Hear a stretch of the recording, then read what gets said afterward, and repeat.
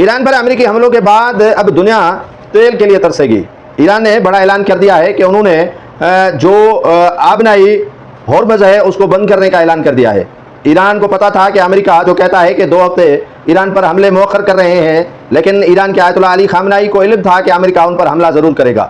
ایران نے خبردار کیا ہے کہ اب امریکہ کی جو سپورٹ کرے گا یا امریکہ کو جو پناہ دے گا ان کو بھی وہ معاف کسی صورت میں نہیں کریں گے۔ آیت اللہ علی خامنائی نے کہا ہے کہ اب امریکہ ہمارے نشانے پر ہے اور دنیا کو بتائیں گے کہ دوسرے ممالک کے معاملات میں ٹانگ اڑانا کتنا سنگین خلاف ورزی بھی ہے اور جرم بھی ہے۔ اب امریکہ خود اس جنگ میں کود پڑا ہے تو اسے سبق سکھانا ضروری ہے۔ امریکہ نے ایران کے جوہری تنصیبات پر حملہ کیا اور ان کو نشانہ بنایا، اور ایران نے تل ابیب اور یہودی بستیوں کو نشانے پر لیا اور ان پر جو ہے وہ میزائل داغے، اور کافی صہیونیوں کو نقصان ہوا ہے اور تقریباً 30 سے زائد صہیونی زخمی ہوئے ہیں۔ ایران کے سپریم لیڈر آیت اللہ علی خامنائی نے امریکہ پر حملہ تیز کرنے کا حکم دے دیا ہے، اور پاسداران انقلاب اور دیگر جو ایران کے افواج ہیں انہوں نے امریکہ کے تنصیبات کو نشانہ بنانے کا اعلان کر دیا ہے۔ اور اب دیکھنا یہ ہے کہ امریکہ کتنا ایران پر حملے اور اسرائیل کا ساتھ دیتا ہے، لیکن ایران نے فیصلہ کر لیا ہے کہ اب امریکہ کو نہیں چھوڑنا ہے۔